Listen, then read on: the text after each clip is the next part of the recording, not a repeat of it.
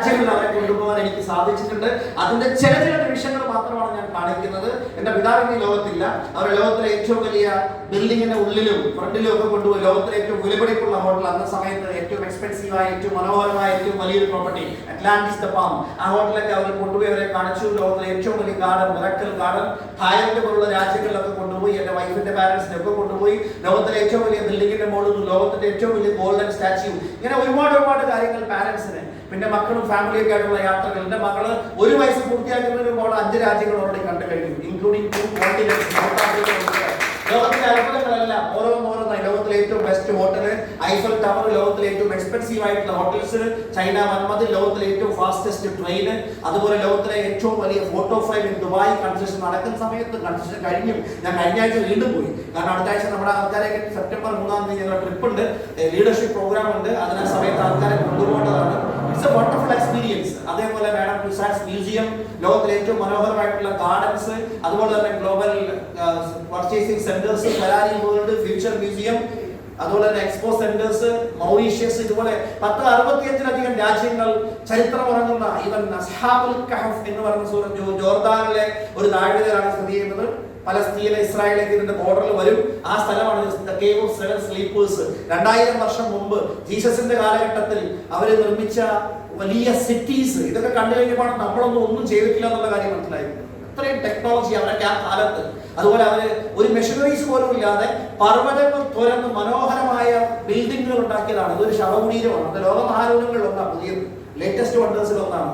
അതുപോലെ തന്നെ marine drives, that means submarine drive, അന്തർവാഹിനിയിലൊക്കെ ഉള്ള യാത്ര. ഇതൊക്കെ 160-180 മീറ്ററൊക്കെ താഴെ കടലടിയിലോട്ടൊക്കെ പോയിട്ടുണ്ട്. ഷാർക്ക് അറ്റാക്കിലൊക്കെ നേരിട്ട് പോയി കണ്ടതാണ്. സമയം കളയുന്നില്ല. യൂറോപ്യൻ രാജ്യങ്ങളൊക്കെ തന്നെ, സ്വിറ്റ്സർലൻഡ് പോലുള്ള രാജ്യങ്ങൾ, ഇവിടെയൊക്കെ ആൾക്കാർ ചൂടുകൊണ്ട് വിയർത്ത് വിളിക്കുമ്പോൾ ഇതൊക്കെ പോയി കണ്ടു. അമേരിക്കയിലെ മയാമിയിൽ പോയ സമയത്തുള്ള പോർട്ട് മയാമിയാണ്. അവിടെയൊക്കെയുള്ള മനോഹരമായിട്ടുള്ള എക്സ്പീരിയൻസ്. അതുപോലെ തന്നെ റോം, ഇറ്റലിയിലെ കൊളോസിയം ലോകമഹാത്ഭുതങ്ങളിൽ ഒന്നാണ്. ചരിത്രം തുടങ്ങുന്ന ഇറ്റലിയിലെ പിസയിലെ ചെരിഞ്ഞ ഗോപുരം, ഒരുപാട് പരീക്ഷണങ്ങൾ നടത്തപ്പെട്ട സ്ഥലമാണ്. ലോകത്തിലെ ഏറ്റവും ചെറിയ മനോഹര രാജ്യങ്ങളൊന്നായിട്ടുള്ള മോണ്ടനെഗ്രോ, അവിടെയാണ് മോണ്ടനെഗ്രോ എന്നൊക്കെ പറഞ്ഞിട്ട് മൊണാക്കോ എന്നൊക്കെ പറഞ്ഞ വലിയൊരു കാസിനോ സെന്റേഴ്സ് ഒക്കെ ഉള്ള വലിയ ഫോർമുല ഇതൊക്കെയുള്ള സ്ഥലമാണ്. അതുപോലെ തന്നെ വത്തിക്കാൻ സിറ്റി, അവിടെയാണ് പോപ്പ് മാർപ്പാപ്പയുള്ളത്. ഇത് ജുംഫ്രൗ മൗണ്ടൻസ് ഇൻ സ്വിറ്റ്സർലൻഡ് ആണ്. Disneyland in Paris, Eiffel Tower with family, അമേരിക്കയിലെ ഗ്രാൻഡ് കാനിയോൺസ് ആണ്. അതുപോലെ തന്നെ Las Vegas, Statue of Liberty, അതുപോലെ Washington DC Capitol Building, Niagara waterfalls, കാനഡയിലെ ഏറ്റവും വലിയ ഐസ് ഗ്ലേസിയേഴ്സ്, ഇതൊക്കെ. അതുപോലെ തന്നെ ഒരു ഫ്ലൈറ്റ് ഒക്കെ ഒരു ദിവസത്തേക്ക് റെന്റിനെടുത്തേക്കുള്ള സ്ഥലമൊക്കെ കാണാൻ വേണ്ടി പോയിട്ട് ഹെലികോപ്റ്റർ. അതുപോലെ ബെവർലി ഹിൽസ്, ലോകത്തിലെ ഏറ്റവും സമ്പന്നരായ ആൾക്കാർ താമസിക്കുന്ന സ്ഥലങ്ങൾ, തുർക്കിയിലെ ഗ്രാൻഡ് മോസ്ക്, ബ്ലൂ മോസ്ക്, ഇതൊക്കെ കാണാനും അവിടുത്തെ കൺസ്ട്രക്ഷൻ ഒക്കെ നടക്കുന്ന സമയത്തുള്ള വീഡിയോസ് ഒക്കെ. ഞാൻ കൂടുതൽ സമയം കളയുന്നില്ല. എല്ലാ വർഷത്തിലും ഒരു 3-4 രാജ്യങ്ങളൊക്കെ കാണാൻ പറ്റിയിട്ടുണ്ട്. തുർക്കിയിലെ തന്നെ അണ്ടർഗ്രാൻഡ് വാട്ടർ ടാങ്ക്സ് ആണ്. വലിയ വലിയ ബിൽഡിങ്ങുകൾ അതിന്റെ മുകളിലുള്ളത്. താഴെ അത്രയും വാട്ടർ സംഭരിക്കാനുള്ള സ്ഥലങ്ങൾ. അതിന്റെ മുകളിൽ ചെറിയ ചെറിയ ഹോൾസ് കാണുന്ന വെള്ളം നിറഞ്ഞു കഴിയുമ്പോൾ പുരാതന കാലത്ത് അവർ ഉണ്ടാക്കിയതാണ്. അതിൽ കൂടി കനാല് പോലെ അവിടെ ഇങ്ങനെ വെള്ളം എന്ന സ്ഥലങ്ങളിലേക്ക് പോകും. ഭൂഗർഭ സംവിധാനങ്ങളൊക്കെ അവിടെ ഉണ്ടായിരുന്നു. അതൊന്നും നമ്മുടെ നാട്ടിൽ ഇപ്പൊ പോലും ഇല്ല. കാപ്പഡോസിയ, അതുപോലെ ഗുഹയിലൊക്കെയാണ് ഞങ്ങൾ താമസിക്കുന്നത്. 4 നിലയൊക്കെ താഴെ. നല്ല തണുപ്പാണെങ്കിൽ അവിടെ ഈ ഹീറ്റൊന്നും വെക്കാതെ നല്ല കാലാവസ്ഥ, നല്ല സേഫ് ആയിട്ടുള്ള സ്ഥലങ്ങൾ, അതൊക്കെ നേരിട്ട് കാണാൻ പറ്റി. ഹോട്ടൽ ബലൂണിൽ നമുക്ക് നടന്നു പോകാൻ പറ്റുന്ന സ്ഥലങ്ങളൊക്കെ. ഹോട്ടൽ ബലൂണിന്റെ ആ കാറ്റ്, തീ കത്തുന്ന ആ ഒരു ശബ്ദമാണ് ഇപ്പൊ കേൾക്കുന്നത്. അതിലിങ്ങനെ കൺട്രോൾഡ് ആയിട്ടുള്ള പൈലറ്റ് ഒക്കെ ഉണ്ട്. വളരെ രസകരമായിട്ടുള്ള എക്സ്പീരിയൻസ് ഒക്കെ ആയിരുന്നു. ഞാൻ കൂടുതൽ സമയം കളയുന്നില്ല. ഇത് ലോകമഹാത്ഭുതങ്ങളിൽ ഒന്നാണ്. നിങ്ങൾക്ക് എല്ലാവർക്കും അറിയാവുന്ന പിരമിഡ്സ് ഇൻ ഈജിപ്റ്റ്, അതുപോലെ തന്നെ മൂസാ നബി ഒരുക്കിവിട്ട് എന്ന് പറയുന്ന, മോസസിനെ ഒരുക്കിവിട്ട് എന്ന് പറയുന്ന നൈൽ നദി. അവിടെ ഞങ്ങൾ ഒഴുകി, അവിടെ ക്രൂസിലാണെന്നുള്ളതേ ഉള്ളൂ. ആ സൈഡിൽ കാണുന്ന വലിയ കെട്ടിടം പോലെ സാധനം കാണുന്നുണ്ടോ? അതാണ് നൈൽ ക്രൂസ്. 4 നിലയുണ്ട്. 3 നില മുകളിൽ കാണുന്ന 2 നില അടിയിലുണ്ട്. 1 നില എക്സിറ്റുമാണ്, ബാക്കിയുള്ള വളരെ ബ്യൂട്ടിഫുൾ ആയിട്ട് ട്രിപ്പാണ്. അതുപോലെ മൗണ്ട് എവറസ്റ്റ് ഫ്ലൈറ്റിൽ പോയി കണ്ടിട്ട് വന്നു. മൗണ്ട് എവറസ്റ്റ്, മൗണ്ട് കൈലാഷ്, ഇതൊക്കെ അതിനകത്ത് കാണാൻ പറ്റും. ഇത് ന്യൂയോർക്കിലെ ലോകത്തെ ഏറ്റവും കൂടുതൽ ദീപാലംകൃതമായിട്ടുള്ള ഒരു സിറ്റിയാണ്. ന്യൂജേഴ്സിയിലെ ഒരു പ്രത്യേക ഒരു ഏരിയ. ഇതൊക്കെ ന്യൂയോർക്കിൽ പോയി കണ്ടു.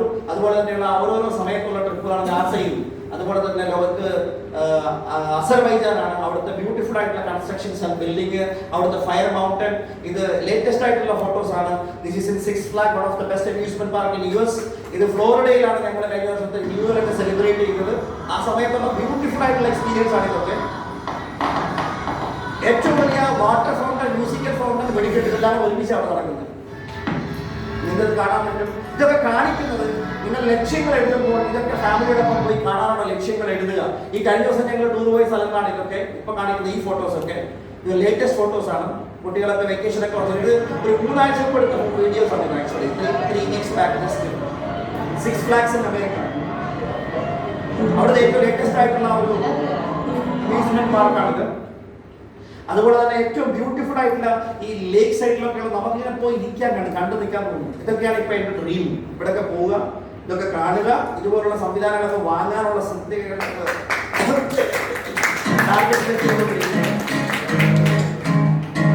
ഞാൻ നിങ്ങൾ കാണിക്കുന്നത്. അതുപോലെ US-ലൊക്കെ പോയി വരുന്ന സമയത്ത് ബിസിനസ് ക്ലാസ് ഫ്ലൈറ്റിലൊക്കെ പോകണമെന്നൊക്കെ അന്നൊക്കെ US-ലൊക്കെ പോകണം വളരെ എക്സ്പെൻസീവ് ആണ്. കാരണം 14 മണിക്കൂർ 15 മണിക്കൂറൊക്കെ ഇരിക്കണം. ഞാൻ ആ സമയത്ത് ഉറങ്ങാനുള്ള യാത്രകളായതുകൊണ്ട് ഉറങ്ങാൻ വേണ്ടിയിട്ടാണ് ഇതൊക്കെ എടുത്തുള്ളത്. ഇതിനെ വന്നു കഴിഞ്ഞാൽ കണ്ടിന്യൂസ് ആയിട്ട് ഉറക്കം വേണ്ടി 1 മണിക്കൂറൊക്കെ ഉറങ്ങാൻ പറ്റുള്ളൂ. ഓരോരോ സ്റ്റേറ്റിൽ ഇങ്ങനെയുള്ള പ്രോഗ്രാമുകളാണ്. അപ്പൊ ആ സമയത്ത് അവിടെയൊക്കെ കയറി ഉറങ്ങാനൊക്കെ പറഞ്ഞ് ടിക്കറ്റ് ഒന്നും സാധാരണക്കാരൊന്നും വാങ്ങാൻ പറ്റത്തില്ല. ഇതൊക്കെ മൈ ലൈഫ് സ്റ്റൈൽ ഉള്ളതുകൊണ്ടാണ് പറ്റിയത്. അതുപോലെ ഷെയർ ചെയ്തു. എനിക്ക് പല കൊമേഴ്സ്യൽ ബിൽഡിങ്ങുകളുണ്ട്. 10-17 ലക്ഷം രൂപ മാസം വാടക വരുമാനം കിട്ടും. ഇപ്പൊ എന്റെ ടാർഗറ്റ് വരുന്ന ഏതാനും വർഷങ്ങൾക്കുള്ളിൽ 1 കോടി രൂപ മന്ത്ലി റെന്റ് വാങ്ങണം എന്നുള്ളതാണ് എന്റെ ടാർഗറ്റ്. അതിനുവേണ്ടി രാവും പകലും ഞാൻ വർക്ക് ചെയ്തുകൊണ്ടിരിക്കുന്നു. എനിക്ക് വേണ്ടി മാത്രമല്ല, ഒരുപാട് അവാർഡുകൾ, അംഗീകാരങ്ങൾ ഇതൊക്കെ ഈ ബിസിനസ്സിൽ വന്നിട്ട്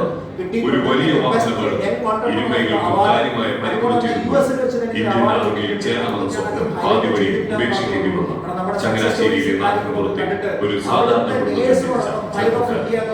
ആദ്യമാദ്യം ചെറിയ വേതനത്തിൽ കാറ്ററിംഗ് ജോലികളും മറ്റുമായി മുന്നോട്ട് പോവുകയും അവിടെ നിന്ന് ഡയറക്ട് സെല്ലിംഗ് രംഗത്തേക്ക് ഇറങ്ങിത്തിരിക്കുകയും ഇന്ന് ലോകം മുഴുവൻ വ്യാപിച്ചു കിടക്കുന്ന ഇല്ലാത്തതുകൊണ്ട് കൂടുതൽ ദീർഘിപ്പിച്ച് പോകുന്നില്ല. 10 മിനിറ്റിനുള്ളിൽ നമ്മൾ അവസാനിപ്പിക്കാം. I really appreciate you. അതുപോലെ തന്നെ ഏറ്റവും വലിയൊരു ആഗ്രഹമായിരുന്നു പാരൻസിനോടൊപ്പം ഹജ്ജ് പോകണം. അതിന് പോകാൻ പറ്റി. 2 വലിയ അപകടങ്ങളിൽ നിന്നും മരണങ്ങളിൽ ഞങ്ങൾ രക്ഷപ്പെട്ടു. ആ സമയത്താണ് ഈ ക്രെയിനൊക്കെ വീട് കുറെ ആൾക്കാർ മരിച്ചതും തിക്കിലും തിരക്കിൽപ്പെട്ട ആയിരക്കണക്കിന് ആൾക്കാരൊക്കെ മരിക്കുന്നതും. ഞങ്ങളൊക്കെ പടച്ചേന്റെ വലിയ അനുഗ്രഹം കൊണ്ടാണ് അവിടുന്ന് രക്ഷപ്പെട്ടത്. ശരിക്കും ഞാൻ വിശ്വസിക്കുന്നു ഈ ബിസിനസിന്റെ പവറും നന്മയും കൊണ്ടാകും. നേരത്തെ പറഞ്ഞതുപോലെ അൺസർട്ടനിറ്റി ഏത് സമയത്തും വരാം. ഇവോൾവ് പ്രോഗ്രാമിന്റെ പ്രമോഷനുമായി പോകുന്ന സമയത്ത് വലിയൊരു അപകടം വരുന്നു. ആ അപകടത്തിന്റെ എന്റെ വണ്ടി 3 പ്രാവശ്യം മറിഞ്ഞു. വലിയ ഹൈവേ വെച്ചിട്ട് അത് ഒരു ഫ്ലൈ ഓവറിന്റെ മേലെ വീട് പൊട്ടിത്തെറിച്ച് പോകേണ്ടതാണ് ജീവിതം രക്ഷപ്പെട്ട സിറ്റുവേഷൻ എന്ന് പറയുന്നത്. വിനോദ് സാറിന്റെ ഒരു ലീഡർ എന്നെ കാണാൻ വന്ന ഒരു പിക്ചറാണ് ഞാൻ ഇവിടെ കാണിക്കുന്നത്. എറണാകുളത്ത് മാരിയറ്റ് ഹോട്ടൽ ഒരു RTP നടക്കുന്നു. 2 ലീഡേഴ്സ് വന്നു. ഷാർജയിൽ ബിസിനസ് തുടങ്ങി വെച്ച ഒരു ജിബു എന്ന് പറഞ്ഞ ലീഡറും അദ്ദേഹത്തിന്റെ അളിയൻ രഞ്ജു മാത്യു, ഇദ്ദേഹം കൂടെ എന്നെ കാണാൻ വേണ്ടി വന്ന സമയത്ത് ഞാൻ എടുത്ത ഫോട്ടോ ആണ്.